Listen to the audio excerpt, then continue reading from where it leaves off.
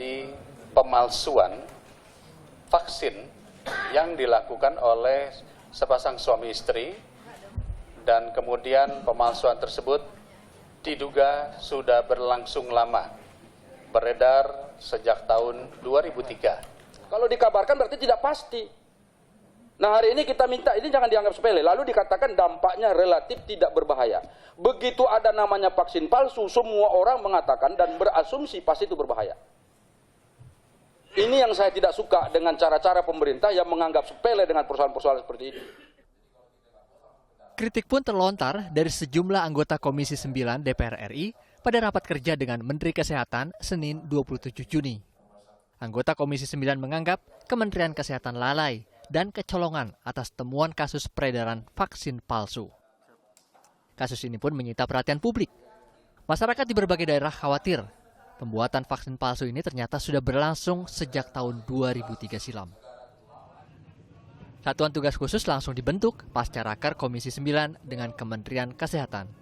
Unsur terkait di daerah pun ramai-ramai menggelar sidak vaksin palsu. Pihak Kementerian Kesehatan terus menelusuri wilayah peredaran vaksin palsu ini.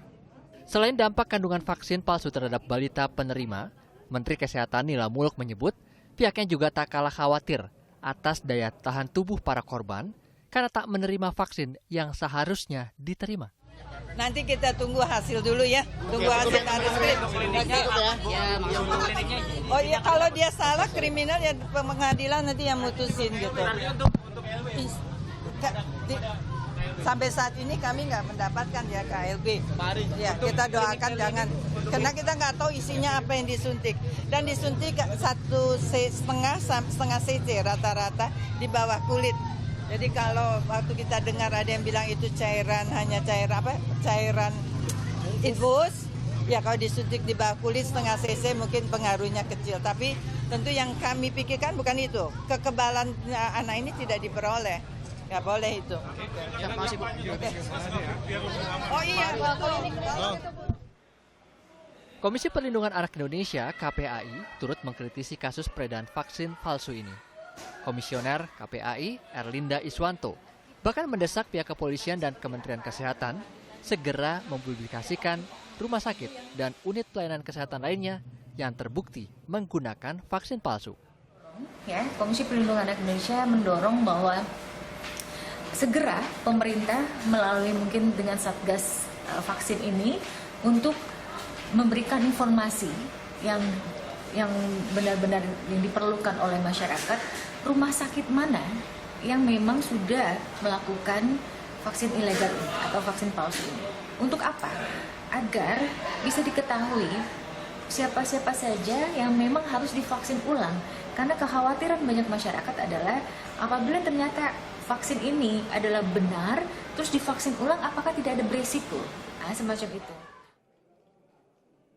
Lain pula Kapolri Jenderal Badrodin Haiti.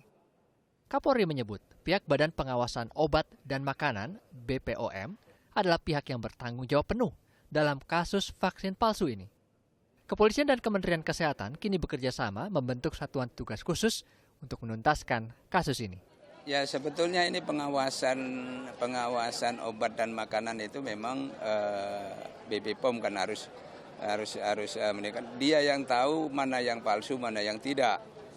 Nah kebetulan ini informasi Polri yang dapatkan, ya Polri yang mengembangkan. Nah silakan ini bisa dikerjasamakan dengan Menteri Kesehatan, dengan POM, kalau nggak salah sudah membentuk satuan tugas. Peredaran vaksin palsu sebelumnya diungkap kepolisian dari penemuan sejumlah balita yang mengalami gangguan kesehatan setelah divaksin. Dua tersangka utamanya adalah pasangan suami istri Rita Agustina dan Hidayat Taufikur Rahman yang keduanya pernah bekerja sebagai tenaga medis. Tak kurang dari 13 tahun keduanya mencari untung dari pemalsuan vaksin yang kini digolongkan sebagai kejahatan luar biasa. Tim Liputan, Kompas TV.